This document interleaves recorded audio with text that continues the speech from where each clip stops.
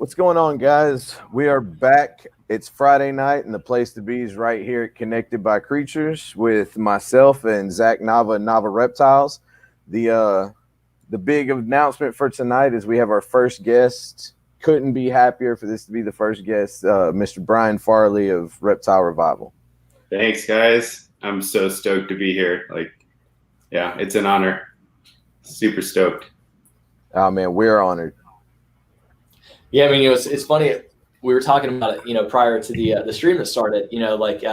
Brian and I, we talk, fairly often, and he and I've been meaning to kind of circle up because we just both been kind of busy. Life's crazy, COVID, and this, that, and the other, and so I hadn't talked to him in probably about a month, maybe more, and so this is nice. This I can't think of a better way for he and I to kind of catch up. So I'm hoping this stream's going to be enjoyable for everybody because it's definitely going to be enjoyable for me. I always like getting to catch up with Brian and again also with Kathy, who will be here in a few minutes. I think she's still making her commute home. So yeah, it's going to be Zach is weird not having a hat. It is weird not having a hat. I'm starting to get used to it. For those that don't know, my new day job unfortunately requires me to look like a functioning member of society. So I have to not wear a hat and not wear jeans and a t-shirt every day or shorts and a t-shirt every day. So right. Yeah, this is what you're getting. I'll put my Slayer hat in frame since apparently it's part of my brand. But anyway, sorry guys, I know I'm ranting for 3 minutes. So Brian, go ahead and kind of introduce yourself, give us a little background on who you are and where you guys are coming from and what you're headed towards. Sure. So my wife Kathy and I we got into snakes about 15 years ago for the first time as far as breeding and all that. And that only lasted a little while. It lasted a couple years because we ended up having just a tragedy that happened in our life and ended up doing a fire sale of all of our animals and caging. In fact, it really wasn't much of a sale. It was more of just giving them to competent people. But anyway, backing up a little bit, I grew up just like everybody else in this hobby, catching stuff and being obsessed with dinosaurs and anything with scales, animals in general, really, but especially reptiles. But my mom, like a lot of us, wouldn't let me have a snake, and I was like, I'm going to do that one day. And right. Hey guys. Hey, Kathy. Good to see you here. Hello. You too. This is my wonderful wife, Kathy. So hello, we're talking about a background a little bit. So anyways, yeah, we ended up breeding boas and corn snakes back in 2005 and 2006. Had a lot of fun with that. That was kind of it was an exciting time in the reptile community then.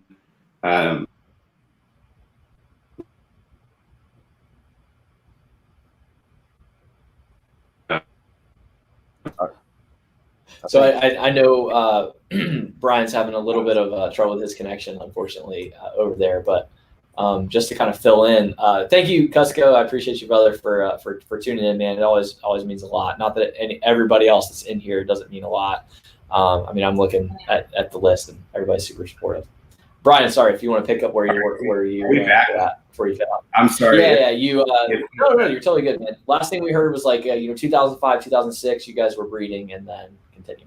Yeah, we were breeding boas and corn snakes, and it was a pretty exciting time back then with the things that were coming up. They were pretty basic, but it was exciting nonetheless. And but as far as a community goes, there wasn't anything obviously like there is now. We didn't have calls like this with other enthusiasts or breeders. We had shows, but they were pretty limited. There was just, you felt a lot like you were in a silo and you were this weird person that did this, hobby that you couldn't tell anybody about, but you were so excited and wanted to tell people. Yeah. It's still weird to me, now to openly talk with so many people about it, even if it's online. Yeah. So we had magazines and VHS tapes. I was literally, Kathy, I'm so glad you said that, because I was going to bring up, for anybody that's not following Brian and Kathy both already, she posted the other day some literal VHS tapes that they have of like basically like how to breed boas and like, right? That was the kind of the context of them. Yep. And so again, I think that's why. Well, it's not why. It's part of why I love you guys so much. Like you guys are genuine OGs to the whole hobby. You know, it's not like you guys are like me, like just kind of popped up over the last few years. Like you guys have been in this and been down this road, and you guys have dealt with some hardships. Obviously, like Brian was talking about, like, you know, you guys unfortunately, you know, had some things that caused you to have to sell off an entire collection. And so you guys are the people I love to interact with, you know, like the people that have seen the highs, seen the lows, like the literal, like, you know, lowest point, if you will, of like, I have to sell everything and starting over, and then seeing the way that you guys have started over with so much passion and just really diving into it. Like I mean, you guys don't seem to half-ass anything. And I love that. And in that same sense, I kind of want to dive in there and say, you know, I had the privilege of meeting you both at Brian Cusco's house for Carpet Fest, which was amazing. I had a great time with both of you. I came home and I told Katie that, you know, if there's anybody that I want her to meet in this hobby, it's definitely you two. And I continue to have that thought. But for you guys to have gone through what you went through, you know, and having to basically get rid of all the animals that you had and, you know, shut down what you were doing. And I wasn't aware of, you know, how big you guys had gotten with the boas and all that stuff until I saw the pictures that you posted, you know, not too long ago on Facebook. But for you to go through that and then come back and have that energy that you have and that positivity and just the being around you guys, like it's a positive experience. And anybody that has ever been in the room or the, you know, the same vicinity, like it's uplifting for sure. I know that your memory of that night is a little bit jaded. Well, to be clear, I have never been drunk. Like both you guys on it, like really, it means so much. And like what it really comes down to is like we had that happen. Always said I wanted to do it again. Never thought that there'd be a chance to.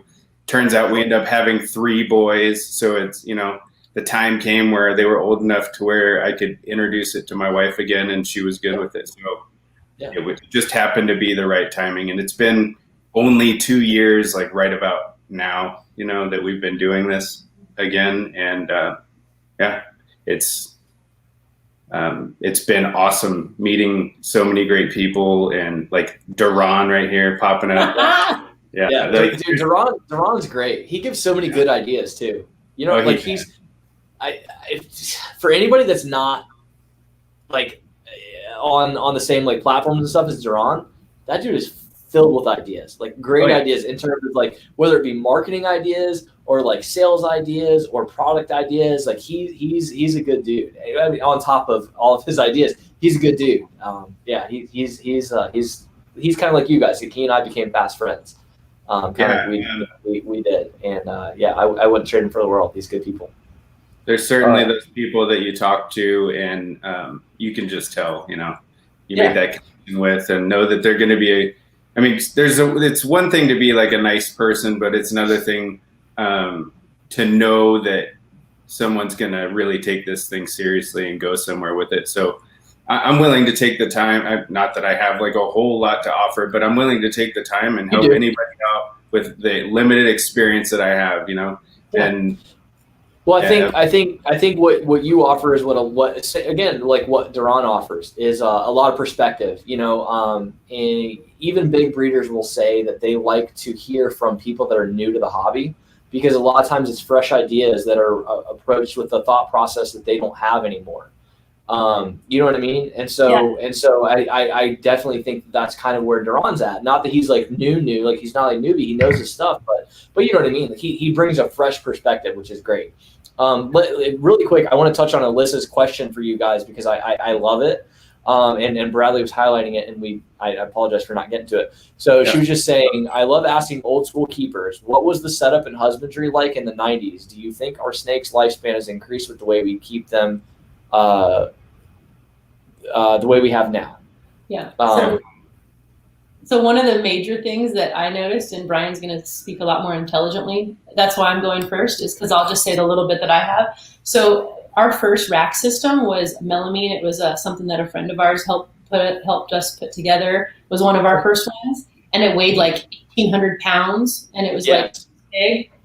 And when they get wet, they swell and they shrink. Yeah, so it swelled like crazy. And so trying to it was just the inconsistencies. Like, you know that you'll never have a better product than what you have on day one, because it's only going to just depreciate and tank in value from there. And that was kind of a hard lesson to learn. But then coming back to see like the new materials is just mind blowing.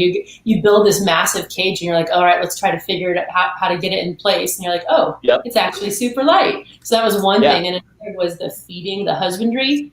To speak to that for a minute, the feeding, we always fed outside of our cages. And I don't know how much we want to get into that. That's what we were taught back in the day. No, and I'll tell you, that's fine.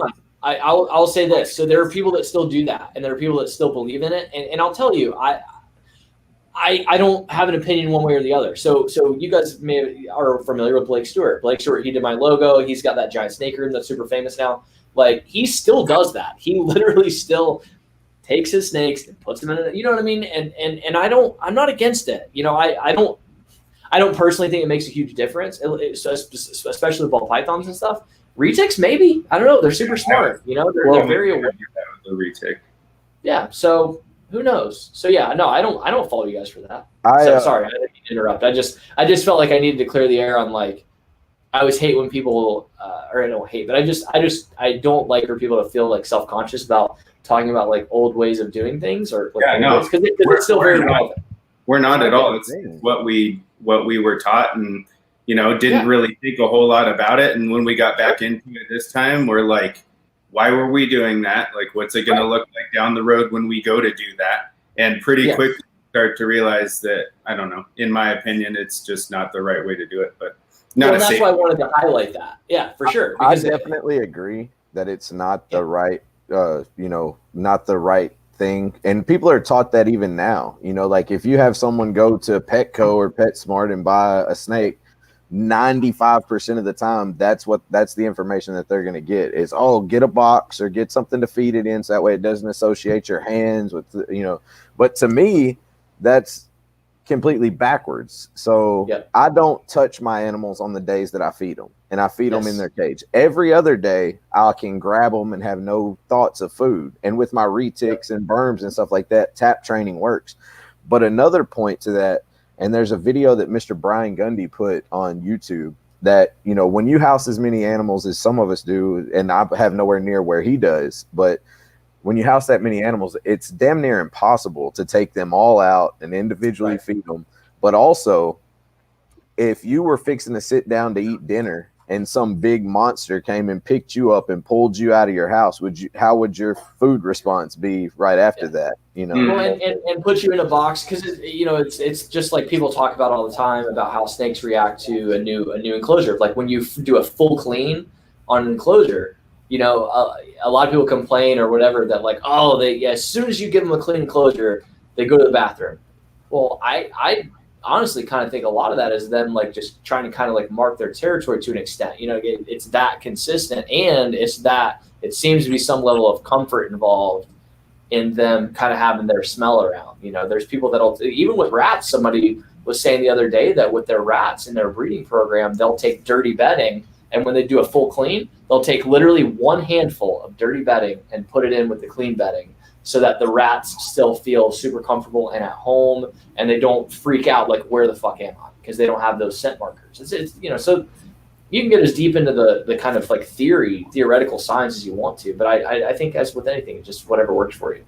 Yeah, I think also another aspect of that is, like, working with any animal, you want to set them up for success, right? So yes, I have an example of that. Like, back in the day when I did this, toward the end of us keeping boas, actually, I put my boa in to the tub, fed it. It was a pretty decent size one. And I usually would get him back out with a hook, but I just was in a hurry and reached my hand in, the snake bit my hand and let go. And like, we both realized, like, that was, kind of ridiculous, that I put her in that situation, Like, well, and Bradley, I'm going to grab you, and you better know the difference, Right.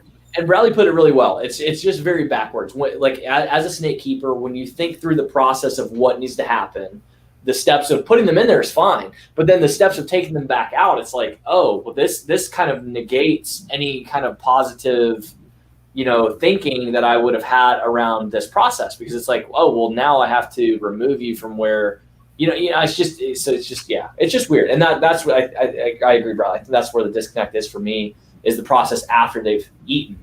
To me would be stressful. Like, oh, I've just eaten a big meal. I as a person, like you said, I don't want to move, let alone have somebody like grabbing me out with a hook and like putting me back into another enclosure. And okay, well, now I got to find the hot spot again, and everything else is just, especially as they some of our exactly. Like, there's no way I'd want to touch that thing right after we.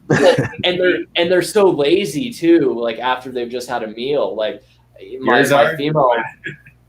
Well, mine isn't the next meal. I was gonna say it depends. It depends on how big of a meal and how recently, because I'm feeding her twice a week now, just to kind of like ramp her up on food, and yeah, like now it's like literally, I'm not kidding. If like when I grab the keys to her enclosure and put them in there, she's at the glass like, what's up? Let's eat. It's time. Let's go. I think she just kind of identifies those hand motions almost, and like my body language. Right. When I'm going to feed her. But real quick, so let's kind of dive in for people that don't know. What do you guys keep? Just real quick. Let's answer that question really quick before we move on. Yes. So we didn't raise animals in the 90s. We raised them in like around the 2005 to 2007, 8, in there. Yes, we did have melamine racks and that sort of thing, but it was there still were PVC racks, and it wasn't like old school keeping by any means. It was pretty, it was like the transition to where we are now from old school keeping is really what it was. Yeah. So. Okay. Cool. Yeah. Sorry to interrupt. Oh no. No. You're good. You guys say whatever you want, whenever you want. Don't worry. And I said it before we started the podcast. I need people to keep me on target and keep me like in a direction and answering questions. So no, we're good. So like I was saying, so if you want to kind of tell people what you guys are all about, for those that don't know, because obviously I know you guys are in dwarves and super dwarves. I know you guys have literally like one of the best super dwarf and dwarf collections in the United States. Tell us about it. Tell us what you guys have, the localities you're working with, breeding places, just whatever you guys want to say. Sure. Yeah. So you want to take this? So our current breeding projects are anything shiny that someone sends to Brian and says, "Hey, I'll do it." And that someone's normally Garrett Hartle, right? But now I can't get away with it as easily because I have to drive like an hour and a half to get the snake at the ship center. So it's like an entire half a day is gone. I can't really hide that. He was laughing with me about that. He's like, when I ship snakes out there, it's like freaking almost 2 hours away from where he actually lives, and this, that, the other. So it's just... Yeah, but it's worth it. So, anyways, we have dwarf and super dwarf retics mostly. We have some other stuff, but our focus and passion is working with those animals. We have a lot of stuff in the Snow Project. Yeah. And that's mainly what we're working toward, is making, high quality, high percentage, small size snows. And another goal is to make some orange glow snows. Eventually, we have 3 double het Indo-Caramel snow females. Two of them are Motleys, and yeah. So I feel like you're as bad as I am in terms of downplaying, what you guys have going on. And I'm never going to be the one to like champion somebody else's projects, but like even Garrett has said, and for those that don't know, like Garrett of Reach Out Reptiles, I mean, he is literally, I would say in most people's opinion, he is the godfather of dwarf and super dwarf retics. Like he literally created the market where there really wasn't much of one. And you, in my opinion, you guys have a collection that I wouldn't say rivals his, but I would say is right up there with his. Like, in other words, in the next 3 years, in terms of dwarf and super dwarf production, you guys are going to be like some of the go-to people. Because for me, there's like 3 right now off the top of my head. It's like, okay, 3 people that I would buy from. It's like Garrett, Andrew Acevedo, Aaron Metcalf, Daniel Solis, and maybe like 1 or 2 others that I'm not thinking of off the top of my head. But it's not a big market. You know what I mean? Like, in terms of people that I would trust their genetics on, trust the line breeding on, and I would believe like the percentages and everything else. I can't wait for the day that I get to buy a freaking Reptile Revival super dwarf or whatever. I can't wait either. Yeah, well, then like you and I, Brian, we connected over the 50% Slayer stuff because we each have a female that's like exact same genetics, like 50% Slayer Tiger. The only difference is mine is 100% het for Rented Ghost, and yours is 100% het for albino. So albino, okay, yeah. Yeah. So again, if you'll, what all localities do you have? Again, I kind of know. But I'm just asking you to kind of put it out there, and again, whatever you guys are comfortable with sharing. I know. We've got 5 of the pure localities. Yeah. Sorry. Which is, to be clear, there's only 8, 9. So we have. I'll just go through what we have. So we have a pair of Solayers, which are dwarves. So 1. Yeah, we have a Jamp het Anery female. Unfortunately, didn't get both sides of that combination. So Slayer, those are dwarves. Yep, we have a pair of Coyotes. We have a pair of Coyotes, and then Coyotes, a pair of pure Coyotes. So a pair of pure super dwarves. We have 3 of those. We have an extra female too. Right, so we've got 2 females and a male of the pure. And no big deal. 1.2 Coyotes super dwarves. Again, I'm just laughing at the smirk on your face. And then we have 2 Calico females. It's because I'll tell you who gave me this smirk is Duran. Because Duran was like, Zach, he's like, why don't you talk about your dwarf and super dwarves? It's like you don't get excited about that. I'm like, I do when I'm talking about them to other people or that I feel like care. But it's like on my YouTube channel, I'm like, nobody cares about this. For whatever reason, I have it in my head. And I'm smirking because I love y'all's collection so much. Like, it's that impressive. Like, when Garrett went, for those that haven't seen it, Garrett went and did a whole video. And then he also did behind the scenes, if you're on his Patreon, a whole video on Brian and Kathy's collection. Their collection. I'm not exaggerating. Like, y'all's collection is literally like top 5 dwarf super dwarf collection in the country. Period. End of story.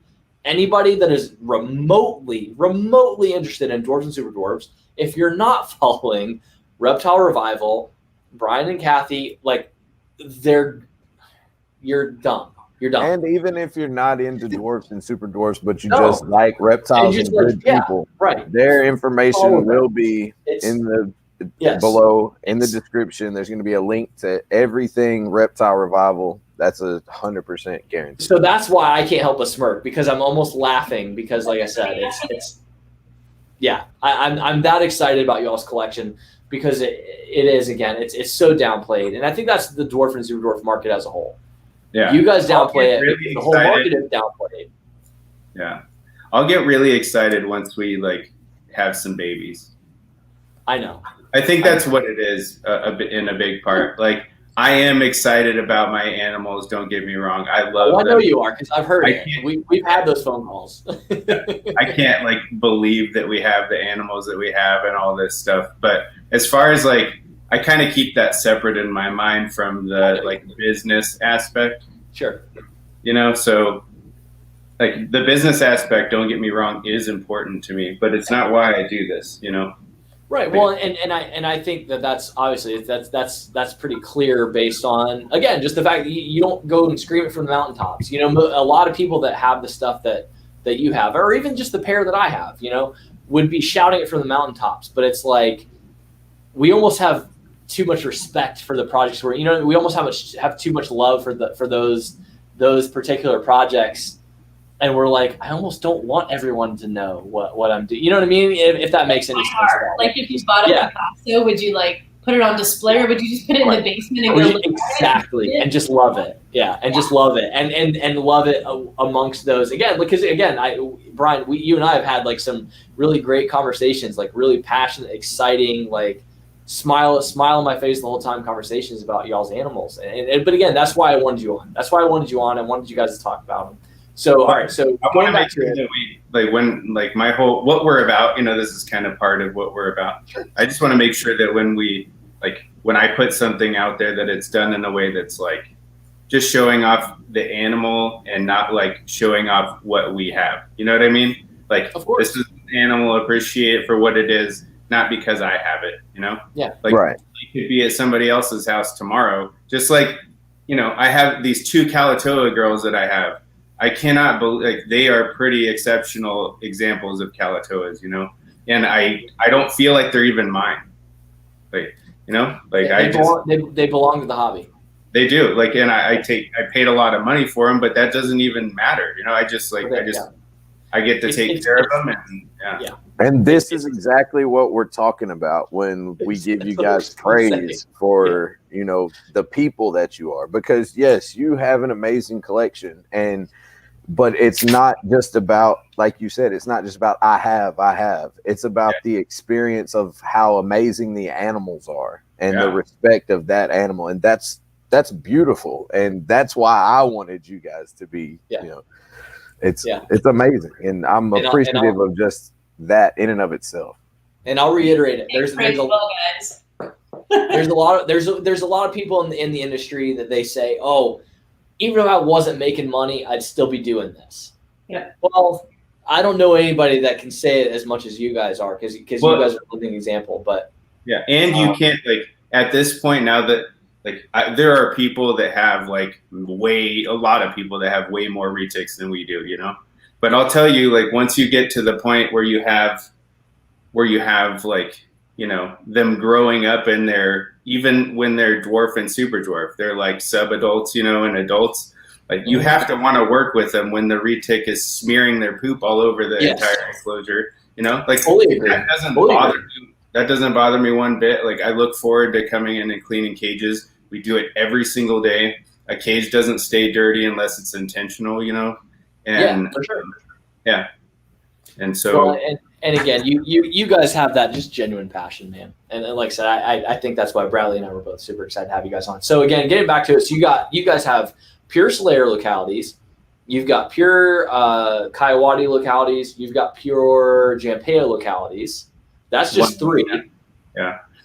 Yeah, so let's go, because I know you guys have more pure localities, and I'm smirking because I'm excited about the fact that even if there's people that are not in the comments right now that understand what the fuck I'm talking about and how important it is, I know that this video, like the history of this video and how important this is going to be over the next year, 2 years, 3 years, like people are going to come back to this, and that's exciting to me. So my smirk is genuine. I'm genuinely excited about what you guys have going on. Thanks, so man. Again. After those 3, we have those 3. We have the Kalatoa girls. Yep. We have he's a pure super dwarf male. So the mom was a pure TK, and the dad was came from the Garrick DeMeyer line. Yep. So he's, from what I understand, he's more than likely a pure Kalatoa, but he's a pure super dwarf. He was collected, I think it was the sire was collected, you know, in and around the islands of Kalatoa, or however they were. Unknown locality, but at that point you just raise them, and it's like, hey, the size kind of speaks for itself. Yeah, like assuming good feeding, which I know you guys feed the hell out of your snakes, so there's no concern there. But anyways, here, I'll get him out if he doesn't bite me. They all think they're going to eat all the time. Yeah. So that's, I'm not going to lie. I was actually thinking about it earlier today. I was like, you know what? Like, this is probably the stream. I'll go ahead and get my big Slayer girl out and, you know, on camera, just because I felt like you guys would be the ones that I would want to do that with. Okay. So he's fired up right now. This is cool. Awesome. The view probably won't be that great on here. No, y'all's camera actually looks great. So, I mean, if you can just get him in, like your lighting and your camera is, there we go. Yeah. Beautiful. All those just like almost blue flames. Oh, All right, I will get the hang of this here. No, you're good, man. Anyway, he's.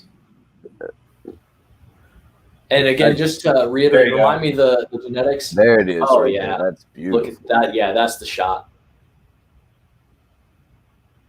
Yeah. Again, for me, it's that blue coming up the sides. But you can see how big he is. So anyways, he's like 8 months old. Yeah. And what are again for everybody in the comments, what are the genetics on this again? So he's 100% super dwarf. The mother pure from 2 different lines. Yeah. Kind of unknown or questionable locality, but definitely super dwarf location. Right. So the plan with him, like that I was in the beginning, I was not really into buying one of these animals. Then I got to talking to Garrett about it and just thinking, because I knew they were coming. Joe Hull was part of this breeding with Garrett, and anyway, I knew they were coming, and I knew they'd be stellar, but they just, because they weren't pures, I was like, you know. Yeah, but then I got this was before I got we got those Kalatoa girls, and now that we have them, you know, breeding him to one of them and making an army of, you know, small pure super dwarf females would be pretty awesome. So that's the plan for him.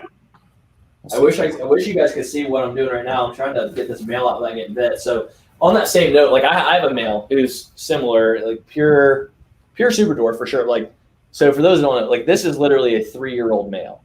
I mean, he's itty bitty. So he's definitely pure super dwarf. Unfortunately, I was only able to confirm on one side that it's Kalatoa. The other side is like, you know, same thing, like unknown locality. I feel like, you know, he could be pure Kalatoa for sure. But same thing as you. Once I found that out, I was like, oh, this male is useless to me, you know, because I'm like, I don't want to breed him. You know, because again, I don't know the localities. I don't know, you know, all of that. But same thing as like what you were saying. This is the only reason I brought it up, was just that, you know, Garrett kind of put me at ease about it a little bit, because he's just like, look, you know, the size, obviously, based on your feeding schedule, he's like, the size is going to confirm itself, essentially. He's like, and then beyond that, you know, he's like, there's look and everything else. He's like, so it still has value. He's like, it's just a matter of being very upfront and clear with people as to the bloodline. You know, it's like, if you can't confirm the bloodline on both sides, which we know we can't, he's like, you're honest and upfront about that. He's like, look, it's definitely a super dwarf, because this guy is an F1. You know, so he came from wild caught parents.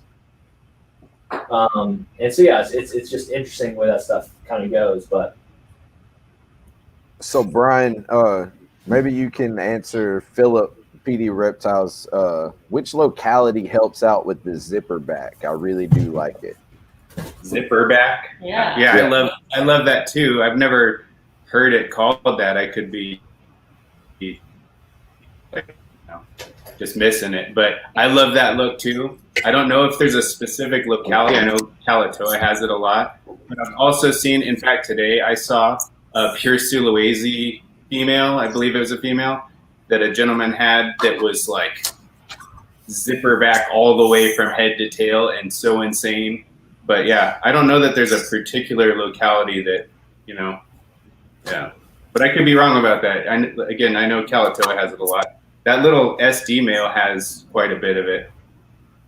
And Mozart has it. No, he's doing his business right now with his girl. So I'm kind of going to use this as a sequitur to what made you guys choose the super dwarf retics after going through the boas and the corn snakes? When you came back into this, what was the attraction to the super dwarf retics as compared to anything else? Yeah, so I think I just kind of presented it to her, like when she said I could get back into it. I think I've ended up finding Garrett and his channel, Reach Out Reptiles, for those of you that don't know, and I just became obsessed with watching the videos, and not necessarily because that was the like species I wanted to work with, but because I hadn't that snake is so awesome.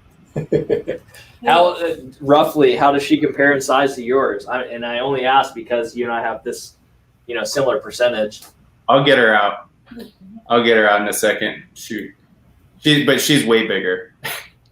Yeah, I felt like yours was, and again, I don't know if that's a feeding schedule thing. So she eats at least 2 large rats a week.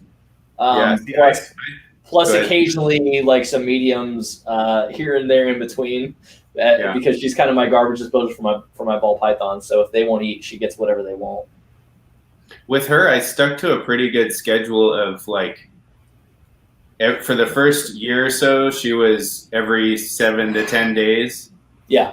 And then, it's been every 10 to 14 days since then, and usually on the 14 to 15 day, cycle for her. And she just seems to be getting longer and longer and like not a whole lot thicker.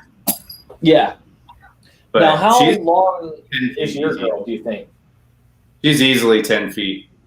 Okay, because I think this girl's probably 7, maybe 8, maybe 8. She's definitely has grown a lot over the last like 6 months, with me like being home and just like, hey, oh, you look hungry? Cool, I'll feed you because she's not fat or overweight, obviously. Mm-hmm. And I mean, you guys can see she's just amazing temperament. This snake will be 4 in February. That's amazing, man. Yeah, that is amazing. I didn't get it. To be clear for everyone that's watching this, whether it's now or later, that's a reticulated python. That is a 4-year-old reticulated python. 4 in February. And yeah, and also for me, this is a 3-year-old in February, 3 in February, reticulated python. She's 7 feet, maybe 8 at the most, and she's a puppy dog.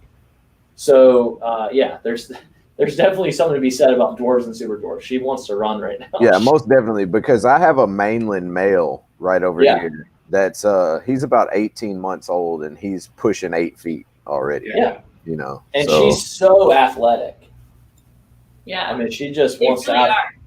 I remember early on hearing that the ball pythons were like the couch potatoes of the snake world, and the retics are like the marathon runners. It's so true. Just the way their bodies move. Definitely. You pull out our ball pythons, and they just look at you, and they. Well, I mean, you guys know I have no videos of my retics, and it's mostly because like filming by myself. Yeah, good luck. And retics are impossible to take pictures of. For sure. I was there for anyone that knows. Garrett just put out a poster of a bunch of like pure locality stuff. I showed up the day that he was filming all that stuff, and he was literally using like trash can lids, like to like put them under, so that they'll coil up, relax. It's super dark. They'll calm down, and then literally it's like, okay, photographer, are you ready? You're ready? Okay, great. And then lift the lid and like count to 30. Pull snap. Yeah, pull snap, and then just like snap like crazy, because it's it happens quick. But yeah, she's just one that I haven't shown a lot on camera, and I've been meaning to, and like I said, I felt like tonight would be a good time to kind of get her out. Doing great. So I answered the questions of the morphs that Jamie put on there. Right. So I wanted to highlight that. I just know that ones that Brian tries to sell me on, like we should get a cow because they get smaller than the other mainlands, or we should get a Sula, right? Because they get smaller than the other mainlands, or the Bontangs, right? They don't get quite as monstrous. So that's my only experience is ones that he's like, they don't get quite as big as like the other mainlands. But other than that, I don't know about any other morphs that stay smaller. Or, Brian, what is it? Halmahera, they don't get quite as big. Are those the ones with the black belly scales? Yes, they're so dark. I'll tell you, like I was not even really familiar with Halmaheras until I went to Garrett's place and seeing he's got a Halmahera male there. That snake is so freaking pretty. So so this is like Snakeception. Brian has out his 50% Slayer Tiger female. Yeah, let me get back here where you can see. Yeah. Because I always try to ask you, because I'm like, maybe I always try to keep tabs on your girl just because it's the same genetics. So I'm like, if mine is kind of it's the same size, she's so, I'm not kidding. She's used to me having a hat on, so she really does like go like up. Not that they all don't, but she's so confused that I don't have my hat on right now. So this girl literally will normally I'll have a hat on. She'll curl her entire body up around my hat. She's easily 10 feet. Easy. Yeah. Yeah. Well, and I can see how much bigger around her body mass is than this girl. So again, I don't know if that's just I don't at any point feel like she was underfed, but I will say she started off really slow. This girl, when Garrett got her, would not eat for like a couple of months. And the only way he finally got her eating was eating live chicks. And obviously even those are not nearly as like nutritionally dense. So I don't know, maybe she just got off to a slower start and that's why she's still a little bit smaller. Because she's definitely never missed a meal for me. This is my garbage disposal snake, but yeah. I agree with you guys. She's beautiful. I freaking love the Slayer stuff, man. Yeah, I can't wait to make some Slayer stuff. She's all the way over on top of her cage now. Yeah. So Brian, while we were in the green room area before we went live, you were talking a little bit about the post that you made today about your male actually showing some courting signs and being interested. Since you're talking about breeding retics, can you kind of enlighten people on what some of those signs are for interested males in the females in reticulated pythons as opposed to some other species? Sure. So this is my first year breeding retics. So what I'm telling you is just based on my research and limited experience. But today, let me back up. A friend of mine, Colton Huffsmith, he's a mainland breeder doing some awesome stuff that you'll be seeing him up and coming for sure. But anyway, he gave me a shed from a breeder male of his, and I got it wet and threw it in the cage with Duchess and Mozart. And for the first time in 3 months, it's been 3 months since we've been introducing him, he's arching around the cage, which is a sign that they're interested in breeding. They think there's another male around, and they'll just kind of display, push up against the sides, and arch their body. So that was exciting to have something promising happening there. That doesn't really mean anything, but it's better than him going in there and lounging around, which he's been doing for a while now. So awesome. So there was a question in the chat about how big do super dwarves and dwarves get. And Brian, you and I both know it's kind of like I wouldn't say controversial question, but it's a complicated question. Mm-hmm. Do you want to kind of touch on that and I'll fill in? Sure. Yeah, Duran and I have talked a lot about that too. Yep. What it comes says this all the time is the parents. So you breed a small snake to a small snake, you end up with a small snake. You can have 75+% females that end up being 12 feet long, and Garrett has shown those snakes in his videos. Yep. They'll be just as big as a mainland practically. But in my opinion, if you want to get a reticulated python and you've done your research, and you want a little bit of a bigger snake, this is a 10-foot snake or so. You'd feel pretty good, like you had a pretty big snake if you had a snake that's 10 to 12 feet. It's enough to be interesting when you go to feed it, and when you go to hold it, it's impressive and all that. But the person. Go ahead. No, you're good. I was just gonna say the percentages are important. They're really important to know the lineage and all that stuff, but it doesn't always mean that you're gonna end up with that size of a snake. So sure. So I was just going to say, like, I think that the size of that animal reflects pretty clearly on video because, you know, once it's wrapped around you, you can see, like, her body, she's pretty heavy around, but she's not like a big boa, for example, you know, you know, a lot of, you know, boas, they get so heavy. And Berms. That's what's amazing. Yeah, berms, same thing. Or even mainland retics, they get so heavy, so big bodied, and then so long. The biggest thing with the dwarves and super dwarves is that they stay shorter, but people will hear like, oh, like this is going to max out around 6 feet. And they panic. And Garrett talks about this all the time. And I don't mean to kind of repeat the things he says, but it's important to talk about that. He's like, yeah, I might have a 2,000 gram female. Like he just posted a video on Instagram yesterday, the day before, of like a female, or might have even been a male. I don't remember, but I think it was a female who had just laid, and she was like 3,700 grams or 3,500 grams or something like that, which is the same size and weight as a big ball python female. And obviously she was probably double the length, but she was just a more athletic body. But I guess the point is that their body types are very different, weights are very different, but I can deal with a 7-foot snake or a 10-foot snake, or again, like this girl, for all I know, she might be 12 feet by the time she's fully grown, you know, or more.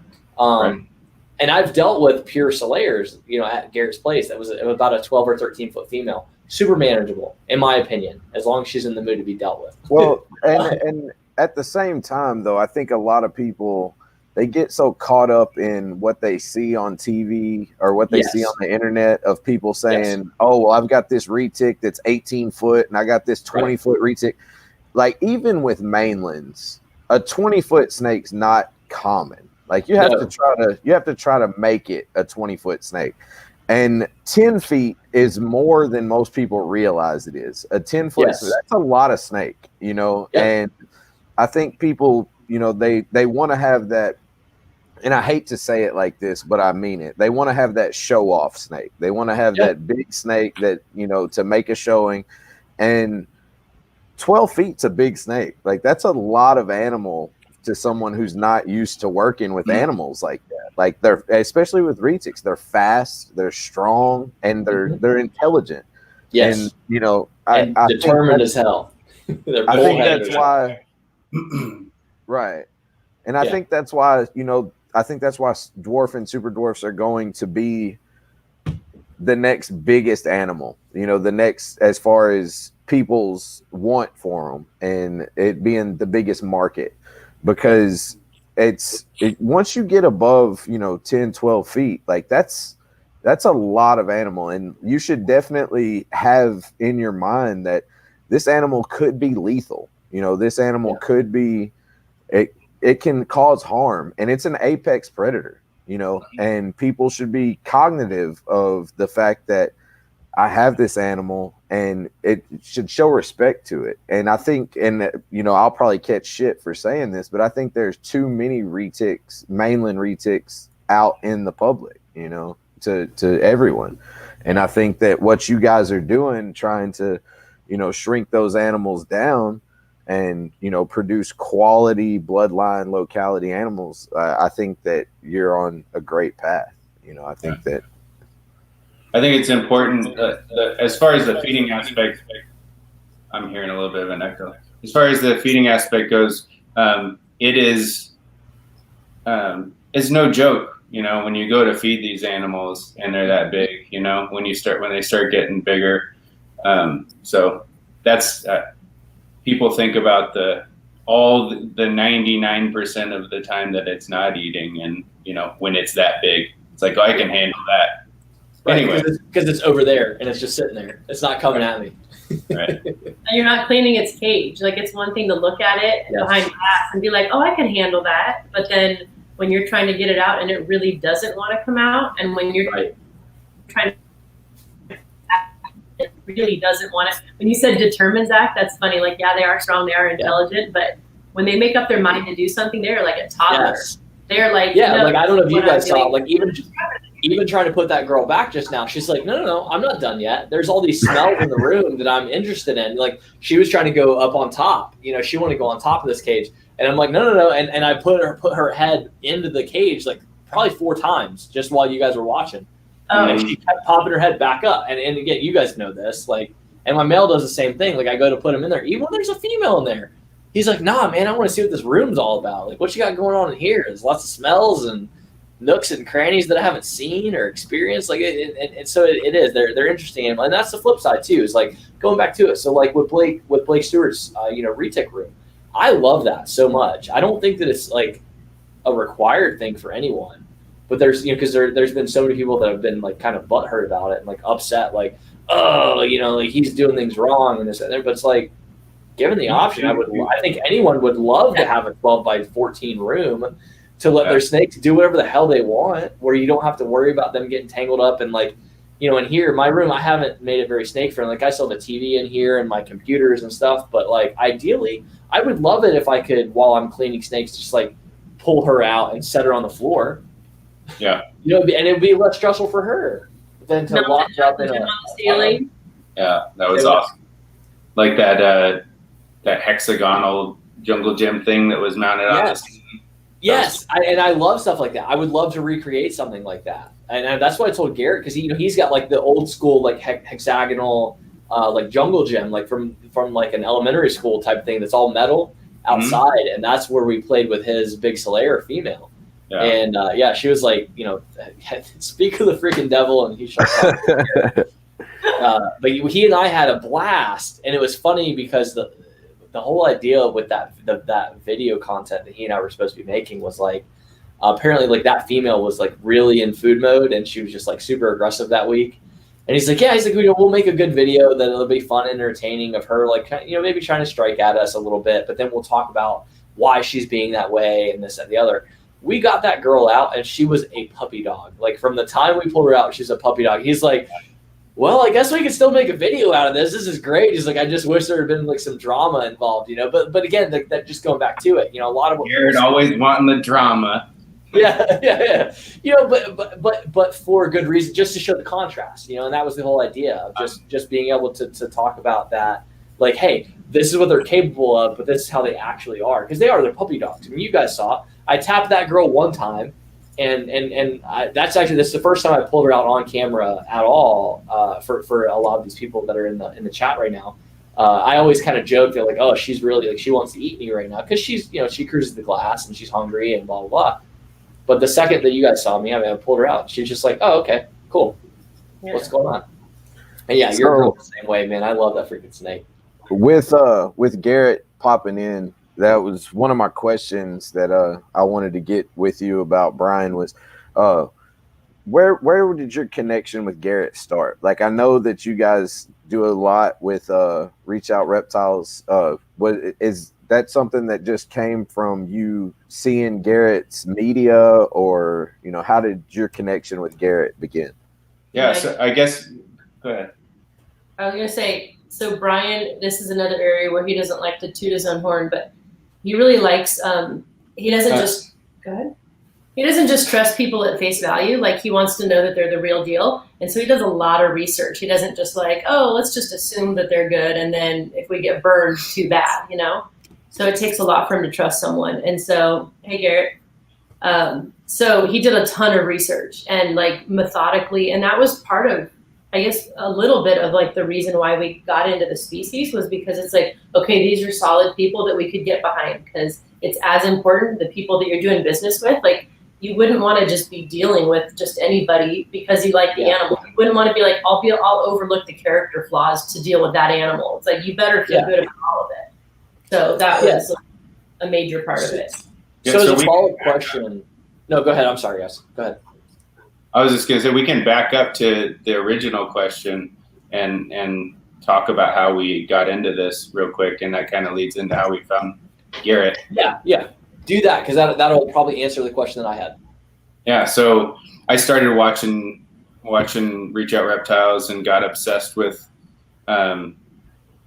the species after, like I said, I wasn't necessarily watching it because of the retics in the beginning. It was like an exploratory mission to find what species I wanted to work with, and it was good quality content, and so I got hooked on it, and And then I fell in love with the animals and started contacting people.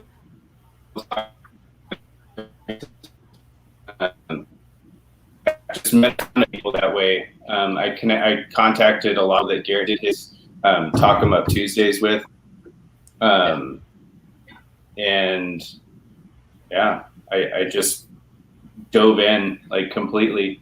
And so once I started talking to Joe Hull, that's how I found him, was those Talk 'em Up Tuesdays. I started to develop a plan on what I wanted to do, and that led to me talking to Garrett, and one thing led to another. Bunch of money and a friendship later. Yeah. This is where we are. It's just flown by, and it's been so awesome. I feel really thankful to have found Garrett and like the community that surrounds Garrett, not just him, but he's created a community. Yeah. Like I'm laughing again because but they are just yeah.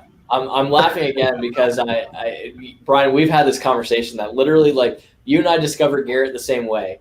That like we loved retakes, we were really interested in them, and then we kind of like found out like, oh, there's like these dwarves and super dwarves, and most of what's out there on the internet, or at least at the time, like, and again, this hasn't been years and years ago. This is like within the last 3 to 5 years. There was so much bad info out there of like, oh, these aren't real, it's just people that are starving their animals to keep them small, and blah blah blah. And so can I ask you, like, did you, because again, I feel like you and I are very much the same way in terms of a lot of things like that. Did you go into Garrett's content a little bit skeptical? I always go into things skeptical. And that's what I say. I already kind of knew the answer to that question before I asked it, because I'm the same way. Like, I always think worst case scenario, I'm like, this guy's got something to gain from blah, blah, blah. Oh, yeah. And not that he does it, sure. Because again, Garrett did basically, don't need a super chat dance. You guys will have one. I can't beat the micro shuffle, the super dwarf shuffle. So I don't think any of us can.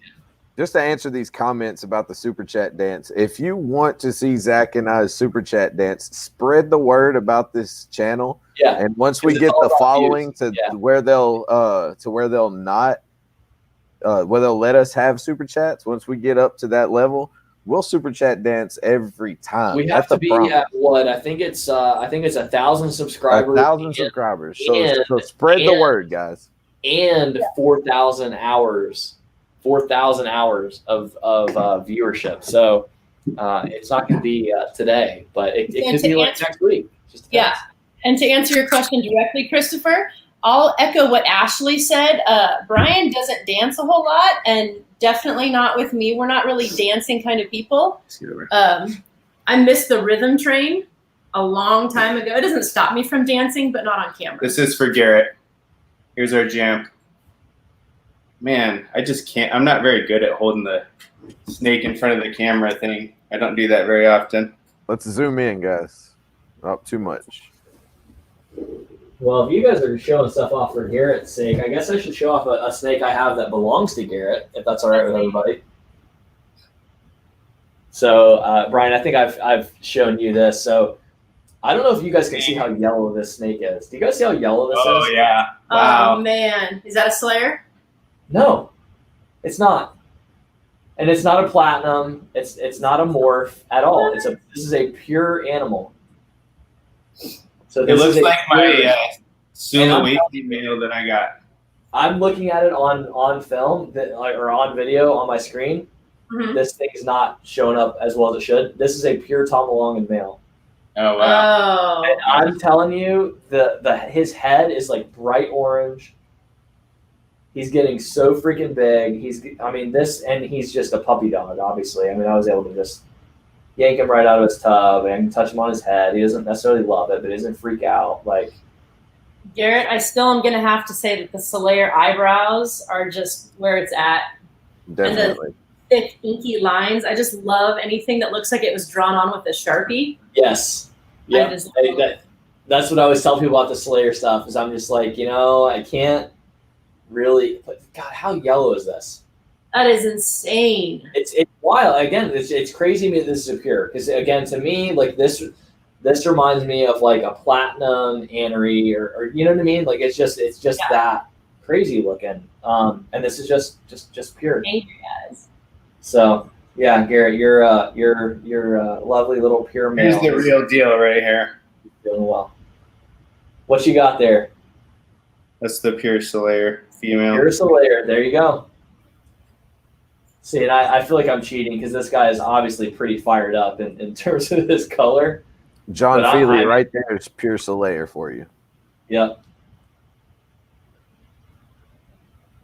Yeah, John, I'm telling you, man. So for those again, I haven't got the video edited yet, but Garrett was kind enough to allow me to experience his pure Solaire female on his literal jungle gym that he's got in his yard. And that female, first of all, is just an amazing animal to be around. But she is like a rusty orange, like a rusty red orange color, like literally almost like Garrett's brand color. And I think what a lot of people are not appreciating, because they hear, oh, it's the biggest dwarf species. Yeah, well, it's still like 8 feet shorter than a freaking mainland. It's it's still pretty freaking small. But it's just that it's what they bring to the table in terms of what they can do for color and pattern. And I know Garrett's aware of that, and Brian, I know you guys are very aware of that. Of like, if you bring a locality that has a lot of copper and orange coloration to it, and add anything, it's gonna show its own. Just like how I've told you before, I think the tigers that you and I have are like some of the best tigers. Just because their color is just that vibrant. Yeah, I think they're awesome. Solaire tigers are very cool. I think that like this snake is super, super orange. I don't know if you can tell, but she's like really like burnt, almost like that. Beautiful. Like a lazy look. What's that? That animal's beautiful. Thank you. Almost like how the Sulawesi's on the neck get that like brown color. Yeah, it's like and then it gets lighter. She kind of has that look, because now we do have a pure Sulawesi male. He's quarantined in the other room right now, but I cannot wait to show that snake off. He is like mind blowing. I've seen it. I've seen the picture, and that animal, it's insane. Like, that picture was, the room had yellow lighting, and so it just didn't show it well. But if you look at Meraki Misfits and go look at the pure Solaires that they produced last year, they have another clutch coming this year, it looks like. Man, they look like that Tom Belongin, as far as like they look like they should be. Yep. And I'm telling you, I've not seen anything like that Tom Belongin. And yeah, Garrett just said it in the chat. There's a lot that needs to be done with Slayers and Tom Belongins. Absolutely. And just the point being that it's like to equate it to ball python terms, because I know there's a lot of ball python people here. People always say like quality shines through. Breed for quality. In terms of dwarf and super dwarf retics, in terms of like your base quality of like a base animal, a base locality, to me, it does not get any better in terms of like brightening and like just overall enhancing base localities than Tom Belongin and Solaire. They're the brightest. They have the most contrast. They just, the base, if you want to call it a morph, the base locality in and of itself brings more to the table than Kalatoa, Madu, even Karampa. Karampa's great. And all of those are amazing. All of them are amazing in their own ways. And that's what makes the dwarf and super dwarf market so interesting. I'm kind of partial to the Kalatoas myself. Like, but are you, or are you because you've heard about them the most? And you're partial to that size, and that's what I'm posing. That's what I'm saying. Like, I feel like a lot of the market is shook up by like, oh, I want the smallest retic I can get. But there's a lot of people like me and Brian and even people in the chat has said the same thing. Like Aurora, she mentioned, she's like, like a 10-foot snake is perfect. Well, yeah, I fully agree. And so that's why I get excited. That's what gets me excited about these animals is I'm like, I can make you the most beautiful retic that's not going to get 18 feet long. It might get 13 feet long. Yeah. But 13 feet compared to 18 feet in terms of their body weight and things like that. Like, it's still a dangerous animal, and I would never tell anybody it's not. But my point is that it's much easier to work with. It's much easier to house, and it's a vast improvement over, again, an 18 to 20 foot snake. I don't know. John, I think pure Calico out. Yeah, please do. John asked in the comments. So, what do you think needs to be done to preserve the integrity of pure Calico? Man, like, that is the question, Garrett. Right? I've seen a lot of irritated people lately over the last week or so about things that are going on social media, and rightfully so. Yeah, I don't know. Duran and I talk about that a lot, and I think that, I don't know, that's a deep conversation, as far as the different outlooks on what is a pure Calatoa or what's a pure superdwarf and what isn't, and the documentation for that. And so, Brian, I'll throw it out because I've thrown this out before. I don't think I may have talked specifically with Garrett about it. I know for a fact I talked with Blake Stewart about it, about essentially having kind of a regulating body that asks for very specific documentation of your bloodlines, right? And I know, I guess I have talked with Garrett about it, and I feel like the pushback is that it's tough to put one person in charge of those types of things and then ask them to not have a conflict of interest, or ask other people to just assume that, like, they're not gonna have a conflict of interest, right? So it's complicated from that standpoint, but I do believe that it's important now more than ever to just, hey, are you willing to give paperwork with your snake? Like, are you willing to verify where you got that? Like, even just tell me, like, where did you get it from? Where did you get the male? Where did you get the female? Yeah. And I'll do the research from there. So I think it's twofold, Garrett, to answer your question. Not that you were asking me. I know you were asking Brian. But to me, and Brian, if you'll weigh in after this, to me, I think it's twofold. I think it's self-regulation within the market, which is going to require a ton of educating people, which requires videos like this and videos like I'm sure Brian's going to make and videos like I'm going to make going forward, because I've had a bad experience with locality stuff. But I think it also, I would love to see some sort of like certifying body come forward. And I also know that, maybe there's some DNA research being happening. I don't know specifics. I don't know, details, but I do know that there is some DNA research being done to be able to basically take a blood test and say, yep, certifiably, this is a super dwarf. This is a locality based on these markers. So I'm hoping both things happen.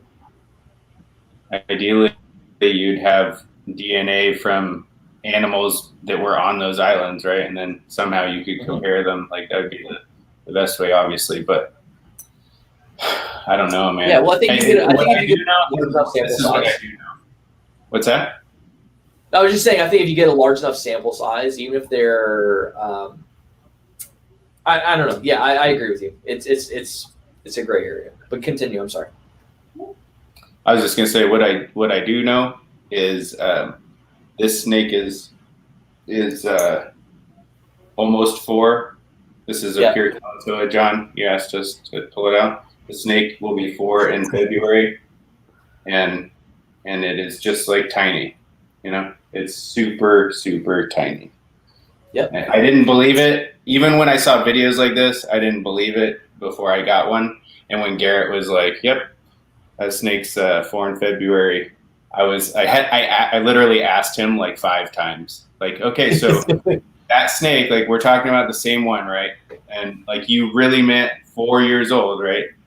Anyway, so yeah, I can't get over.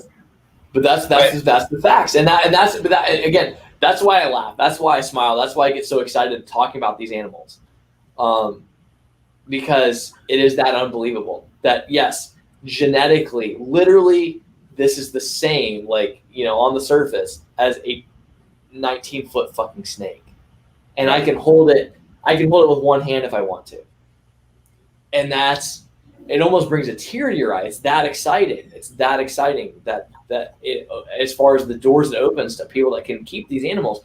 But there's a huge but, and that's the problem. I want to get away from that. I want this market to start to regulate itself. I want the consumer to start to educate themselves enough to understand that you can't buy every freaking animal that comes up for $600 that's labeled a super dwarf. It doesn't work. That's the ticket. Like, back to Garrett's question, that's where I see it being, regulated, is through the education of the consumer. Because you can have whatever breeder or whatever retail guy or seller or whatever you want to call it, and it's going to be hard to regulate that person. But if you can educate the consumer and you can share that passion, what these guys, what Brian is doing and what Garrett's doing, and you can, exactly what you just said, how it brings a tear to your eye to think that genetically this animal is the same as a 19-foot snake, except it's, this small, and that's what's that education and that passion is what's gonna regulate it.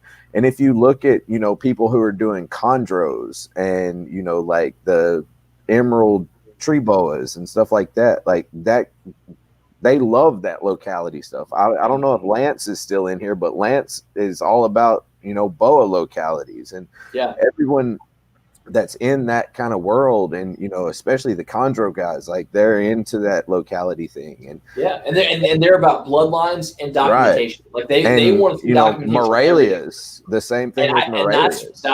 That's where I would love to see the retic market going towards. Is to answer your question, Marshall, I would love to see the retic market go that direction of well-educated buyers, first of all, but also like, hey, where's your paperwork? Oh, you don't have paperwork. Okay, cool. Well, who produced it? I'm going to call them. But again, that comes down to self-regulation. It comes down to just, I can't fault any individual over the last 10 years or however long. I can't fault any individual up until now that has bought a dwarf or super dwarf retic that turned out to be bad genetics. I can't fault them personally. What I personally put that onto is that there's not enough of us out there preaching this information, right? Like I've been meaning to make a video since I started on YouTube, talking about localities and how important it is to not only ask the right questions, but to then verify the answers to those questions. Because I have a male in my racks. I had him out earlier, my pure super dwarf, and I'm sure he is. He's tiny. He's 4 years old.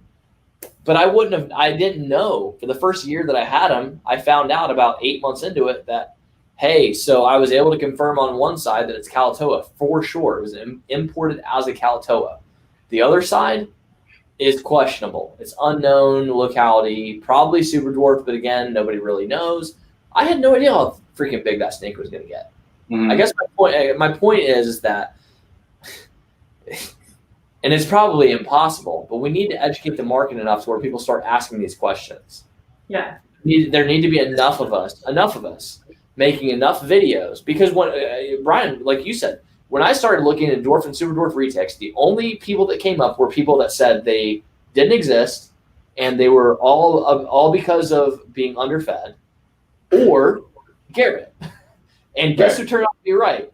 Garrett turned out to be right. Sorry. As long as you're careful about the bloodlines. So to answer somebody else's question a little bit more thoroughly, and again, I apologize if I'm talking too much. You guys can tell me to shut the fuck up if you want me to. I mean that. In terms of how big does a dwarf or super dwarf get, it depends on the bloodlines. It depends on who the mom was, how big she was. It depends on how big the dad was. So the thing is about buying snakes in general, you have to ask a lot of questions. Dwarves and super dwarves, you need to ask about 5 times as many questions, because you want to know who obviously produced it, because sometimes there's dwarf and super dwarf breeders, including Garrett. Garrett sells snakes for other people, which is fine. And he's fully aware of those bloodlines and this, that, and the other. But people give Garrett shit a lot of times about his sales process of like, oh, I just want to see a price list and I want to buy something off of it. He complicates it not because he wants to be a pain in the ass. He complicates it because he wants to make sure that you understand what you're buying. So if you come across a breeder that's willing to sell you a super dwarf without asking you any questions or telling you any information about it or like any kind of details, run the other way and go talk to Garrett. Well, I'm a big believer in choosing your customer anyway. Yeah, for sure. And Garrett heavily does that, and I love that so much. I'm trying to adopt that myself. If you're not willing to, call and have a conversation, I don't know why you wouldn't be willing to call and have a conversation with somebody when you want to buy a snake like this for even $300. Like, why wouldn't you want? Like, if you want to buy it from Garrett, for example, like, wouldn't you want to talk to him and like make sure that was the best thing for you? Like, I would, but some people just like they're like, I'm an introverted person, but that's not like introverted. That's just like, I'm going to do what I want. And like, I'll deal with the consequences later, Yeah, but, for sure. Like you can, there's a lot of stuff that's missed. I saw that in the comments. I was hoping you would highlight it. It's hilarious. Oh yeah, definitely gonna highlight it. I don't have any of his animals. I just pay him to be my friend on Patreon. Me too. And that's what's awesome about this project. Like I was saying earlier, I don't know if it was before we started or not, but people that don't have these snakes want to watch it and be involved in it because it's exciting, different. It is. Like it's really something that everybody can have, depending on your needs. And so eventually the goal is to eventually make them, predictably small, like Garrett says, and also at a price that everybody can afford to have one. Look at all these ball python people. Like they would wake up and be like, wow, there's life out there. Yeah. Well, and that's what's funny to me is you have, and I'm guilty of this, right? So because again, for Duran's gonna love this that I'm owning my my downfall, if you will. I'm guilty of it in that there's so much excitement around the ball python stuff, right? That it's hard for me to not talk about.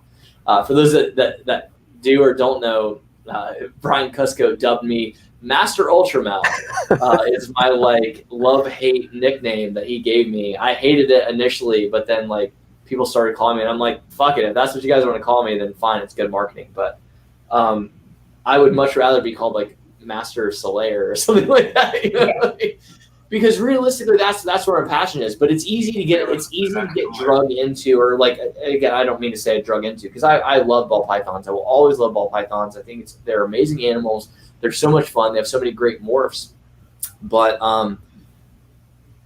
the dwarf and super dwarf stuff is truly something where I have to take a deep breath. I have to take a pause and really think about, and I can't say that about the ball python stuff. The ball python stuff, when I think about it, it's a lot more the business side. And again, I'm just admitting it. I'm owning that, publicly, maybe for the first time. I've talked about it maybe briefly, but for me, the ball python stuff was mostly from the business side, because I'm like, that's where most consumers are. That's what people want to see, and yet my most successful videos on YouTube also are talking about dwarfs and super dwarfs. And I fully expect this video to be the same way. My first video that I've been on YouTube for 7 months now or something like that. I have one video that's about to hit 1,000 views, and it's from Blake Stewart's place. And my second video behind that is like 500 views or something like that, and that's from Garrett's place. So, the market's out there, first of all, for people that are worried about that part. But it's also just, again, it's just educate yourselves, please. Like, if you're going to spend $300 with somebody, figure out where that $300 is going. Figure out where that animal came from.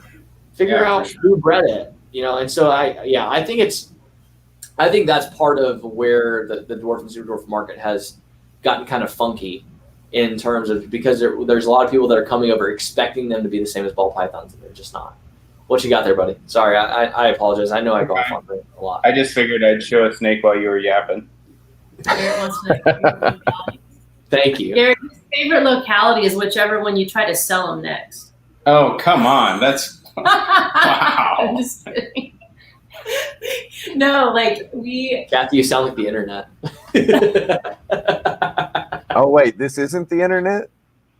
I mean, it is, but we're not like internet people, if you will. So my favorite, I don't know if I have a favorite locality. Like Soleil's definitely up there, but as far as like the full package, like what I like the most, I don't know.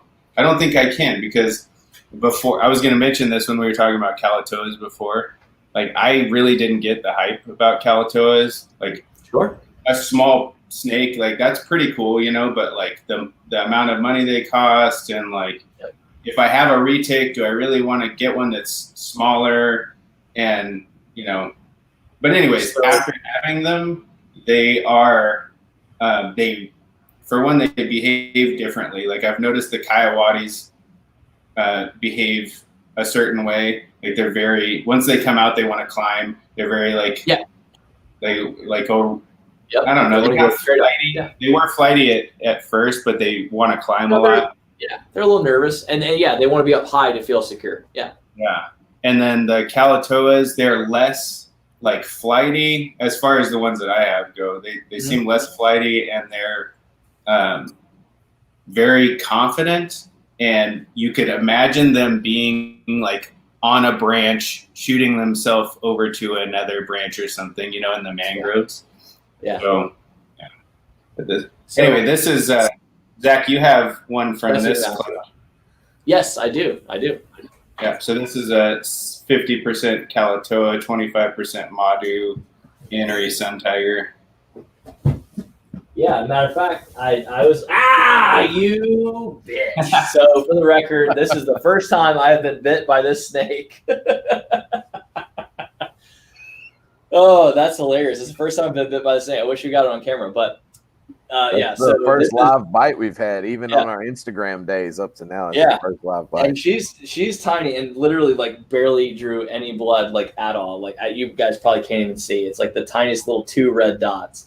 She just the thick. You see how small she is. What's that? I was just saying, you see how small she is. So to your point, yeah, this is a clutch mate. She's 75% super dwarf. This is a 50% Calatoa, 25% Madu. She is a Annery Sunfire. Yeah. And these came from that Phantom clutch, just so everybody has a reference to it. Yeah. I mean, this clutch was that was really why. I swear she doesn't like to bite. I promise. This is literally the first bite I've taken from her. And matter of fact, now think about it, this is the first snake bite I've taken in probably. John, I did pay for the training program. I pay for the training program from all my snakes. And in fact, I think Garrett can tell you, I think I have credit on for my training program, because I think the last time I sent him money, I think I sent extra and I said, hey, this is for the next snake I buy. So I'm like paid up on my snake training. But you saw how close she go. I get all excited about the snakes, and then I forget about it. I'm like, I just got to hold my breath and send the money over. And then after the snake gets here, I'm like, oh man, I didn't pay for the. Our son came in. Yeah. No, you're fine. Yeah. You're like, I need the Riley training. Forget. And for the record, I'm nose to nose with the snake that just bit me like 3 seconds ago, and that's mostly just for. That's what it's all about. And then it is because I mean, literally, like that's the first time this snake has bit me, and it was because she's hungry. Because tonight is feeding night. I don't have rodents thawing in the room, but I do have some dirty rat bedding, and that's because I've got baby ball pythons that I'm trying to get feed. So I've been leaving that scent box, in this room intentionally. So I should have not been surprised by her food response. But I normally open all my tubs with the hook, but that's just funny. So Brian, I got a couple more things that I want to make sure that we hit on. The first one is, where did you come up, and kind of explain the name? And I think I already know this, but for everybody else, kind of explain the name Reptile Revival. Like, how you. Sure.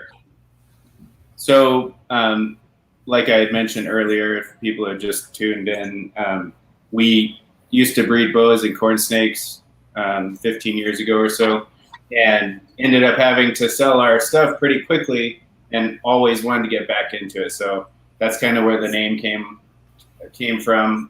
Partly, it's a revival of our passion for snakes and reptiles and getting back.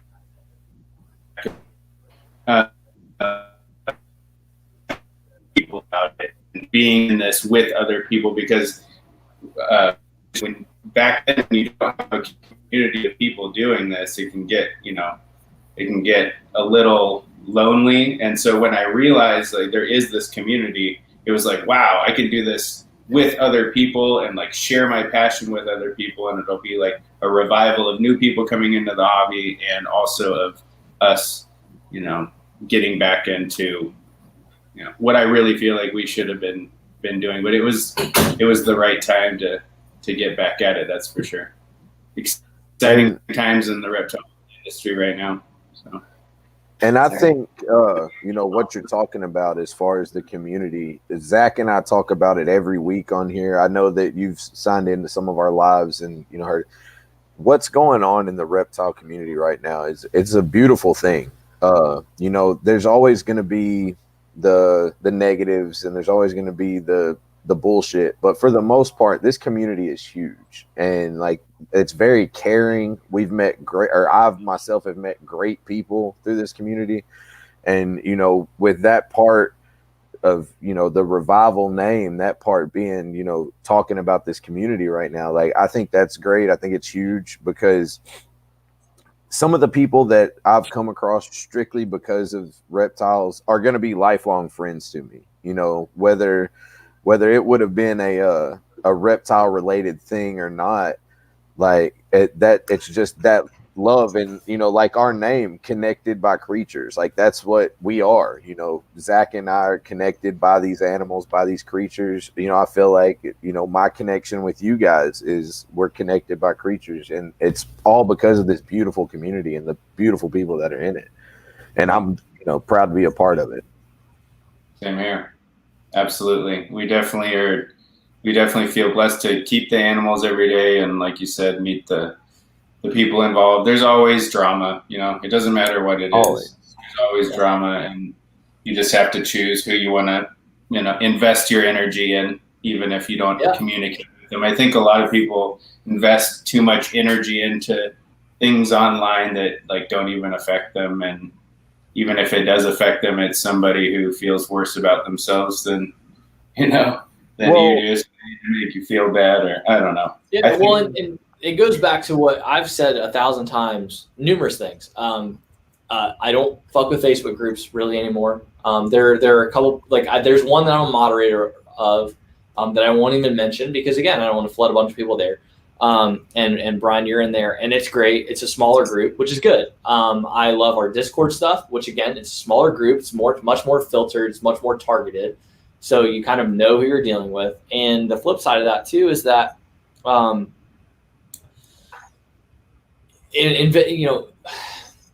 with your dollar is my big saying all the time, but also on a more personal level, like beyond, if there's things in the industry you don't like, you can vote with your dollar in the sense of, okay, I'm not going to spend my money there.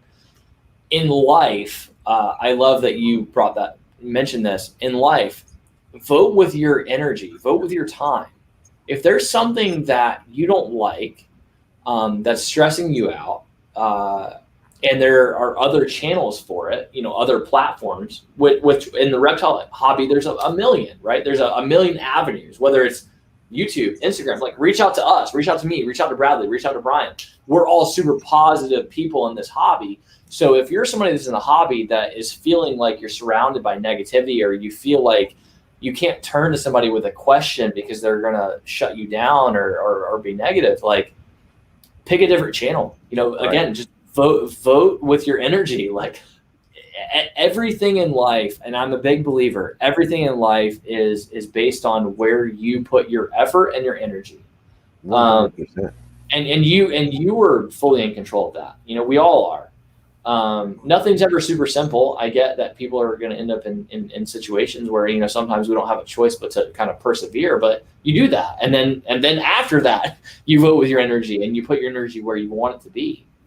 And you know, so I know that I've talked to Brian face to face at Cusco's house about this, and Zach, you and I have had the conversation. I spent a long time in life, you know, being very negative and walking around with a chip on my shoulder, and you know, having anger issues, and you know, through life experiences, and mostly through having my daughter, and you know, experiencing being a father, like I'm a firm 100% believer that your life is what you make it. And if you focus on negativity, you're going to find it. It's there at all times. And it's all about what you focus on. Yeah, it definitely. You become, there's a magnetism to negativity, you know, and there's a gravity to that. And, you know, gravity is the most powerful force in the universe. Like, and I'm not talking about just gravity that holds you to the ground, like the gravity between, you know, on a molecular level.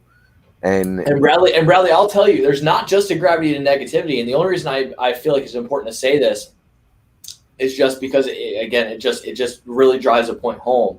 And because I didn't realize this for a long time. I always realized that there was a gravity to negativity in the sense that, like, if I wake up and I'm in a shit fucking mood and I'm just having a bad day, I've consciously decided everything that happens after this, no matter how good it is, sucks. There is the flip side too.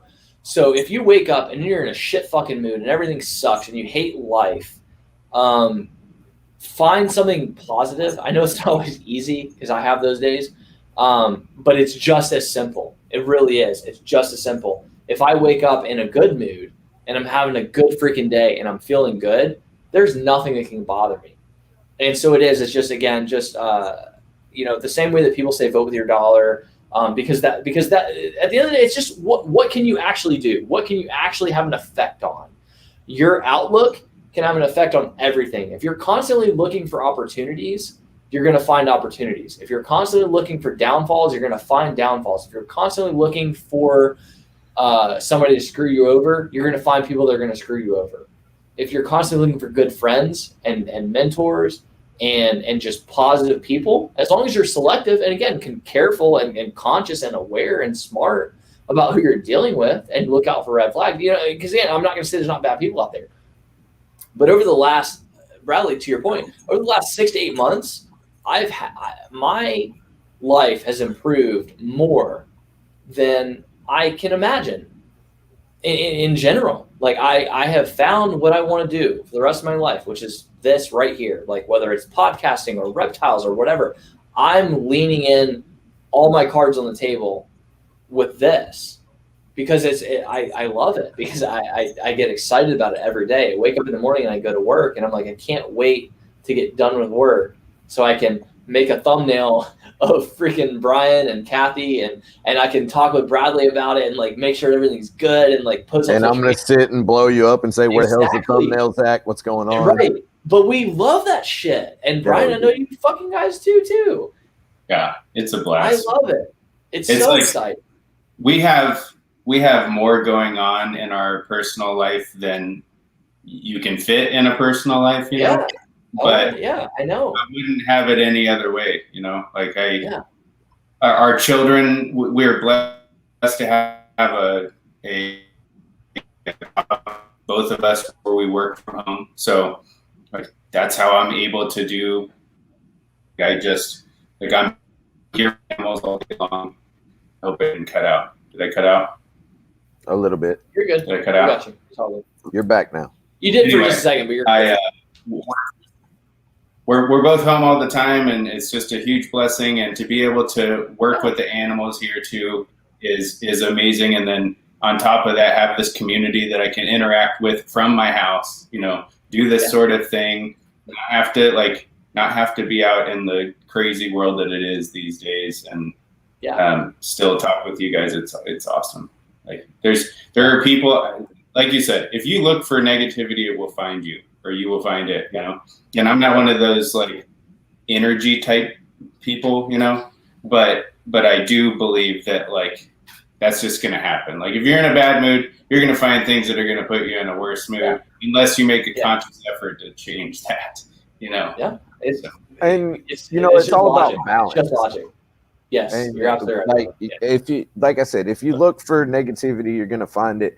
But at the same time, if you're not conscious of negativity, then it's gonna surprise you. So you have to have that balance of knowing, where you're headed and knowing what you're trying to do. Self-awareness is what you're talking about. Right, 100%. Because if you just live with blinders on, eventually you're going to take a step in that direction and not even realize that's what you're doing.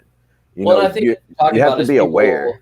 People reacting to emotions, right? Because again, like because I've been living this way for so long, if I wake up in the morning at some point, like it might not be immediately, but within the first hour, I'm going to be consciously aware of like where I'm at. Like I'm either, like feeling great and positive and happy, or I'm not. And if I'm not, I'm going to spend the next like hour to 2 hours, like trying to reassess what the fuck is going on. Like, okay, why am I about, in other words, like I said, it's self-awareness. Self-awareness is key in everything. Like there's always something you can identify within yourself. If you're in a bad mood, 9 times out of 10, it's because you're choosing to be that way, whether you're aware of it or not. There's something in your mind that you have control over to be like, oh, hey, like I'm upset. What I'm actually upset about is that my day sucked yesterday, or like my knee hurts, or whatever the hell is going on. And so you can be like, oh, well, I'm generally not actually in a bad mood. And there's something weird about that, man. It flips the switch where you're just like, all right, yeah, cool. I can deal with this. Everything's great. I think sometimes people need to take inventory of like what they have going on and, whether that's good or bad. Because if you got a bunch of bad shit going on, guess what? Take inventory of that too and assess it and ask yourself, okay, what can I do in the next 5 minutes to do about that? And if there's nothing, well then, okay. Yeah. Lean into it and just keep pushing and ask yourself 5 minutes later, all right, is there something in the next 5 minutes that I can do to make this shit better? Nope. All right, cool. Well, let's just keep shoveling shit then, until it gets better. And I know that none of this is easy, and I can attest to this firsthand because the advice that I'm kind of spewing right now is advice that I've given myself when I've been in shitty moods and I'm like, fuck that, it's ridiculous, but my mental health, I've realized over the last, few years is 100% my responsibility and I'm in control of it. I guess that's more importantly what I want to say is I'm in control of it. And we're all in control of this hobby, because there's so much negative stuff that gets said about this. Brian Kennedy, is that a four-year-old one? Yes. 4 years old. Brian, do you weigh in on that? Because I feel like it's probably going to still can keep growing, but it's. Yeah, I think that especially once we start trying to breed her and we start feeding her heavy, she's going to grow more. She's going to grow more anyway. But keep in mind, even if she grew 75%, you're talking about a 7-foot snake. 75%, you're talking about a 7-foot snake. Even if she grew to 8 feet, she'd be tiny. So tiny. Little, like itty bitty. Mm-hmm. So Alyssa, to kind of touch on what I was talking about earlier, like that's why it's hard to talk about super dwarves and dwarves. Brian, you're aware of this. It's so hard because there's too many factors. People ask, how big is my snake going to get? Well, it's not that easy. It's just not, because you need to know the breeder, you need to know the bloodlines, you need to know X, Y, and Z. So Duran says non-super chat because you guys haven't read the word about this enough yet, but it's coming. It's coming. Reptile Revival. I can tell you exactly you're not getting. Duran, are you assuming that the next snake that's going to be on its way soon is going to be a retic? No. Shit. But in all seriousness, the snake that I am not getting that I want to get is that, and I'm probably going to miss exactly what it is because I try not to pay too close of attention, Garrett. It's that 75% phantom anery sun tiger or whatever it is, male.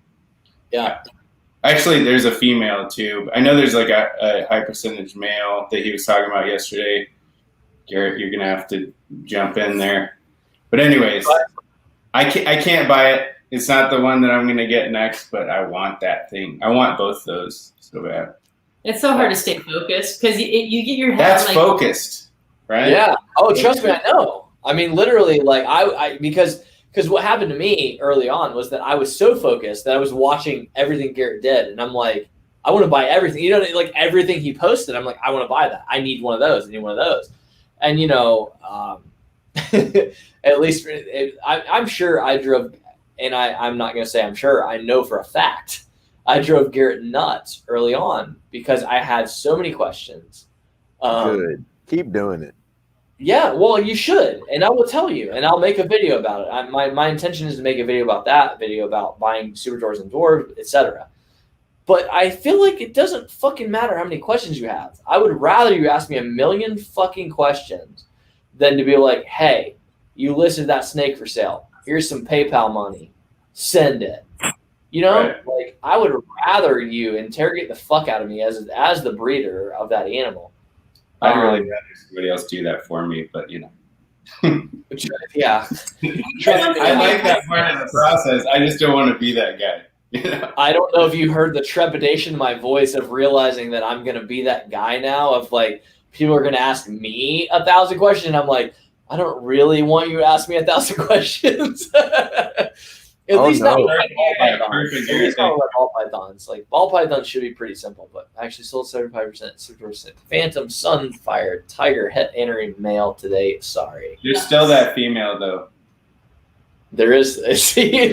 So Brian, that's what's funny is like literally like that female that you were showing on camera earlier. You didn't even know Garrett had her, and I was. You hooked your brother up on that one. I know it's all my fault. It's all my fault. I text you and I was like, hey, I bought this. I bought this female, and Garrett has this sibling that's like a powerhouse, and you were like, what's the specifics? Because I was just trying to tell you like why I bought it. I was like, yeah, you know, like it's related to this, that, and the other. This was what was in the pairing, and you were like, is there anything left? Like, is there anything over there for sale? And Dylan, I think literally, like, I just want to shout out real quick, Dylan at D's Balls and Exotics. I've been talking to him lately. He's got a good channel. Everybody check it out. The berm stuff going on over there. But he does, and same thing. He brings a lot of positive energy. You know, he's super supportive. I kind of see him all over the place, which I always love. You know, just people that are passionate, like 7 days a week. Not that everybody has the time, you know, but anybody that does have the time, I love to see them just pop in, kind of all over. I see him in a lot of places too. And, you know, very supportive to a lot of people. Yeah, and he's in the Northwest too. I'm going to try and get together with him. Hell yeah. Yeah. So, hey, tell me about this. Like, what are your thoughts on just, you know, marketing within the hobby? Like, you know, in terms of just like pairing up with people and just whatever. Like, I don't know. Talk about that a little bit if you want to, or we can go somewhere else. I don't know. I'm just thinking out loud.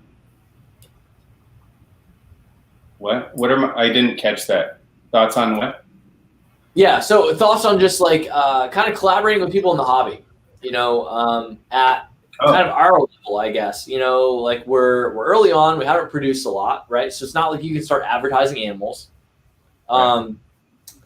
So I guess just kind of talk me through the way that you guys navigate the hobby in terms of just meeting people, talking with people, etc. Do it more than I should. From the beginning, I've just tried to connect with as many people as possible, but not in like a blind way.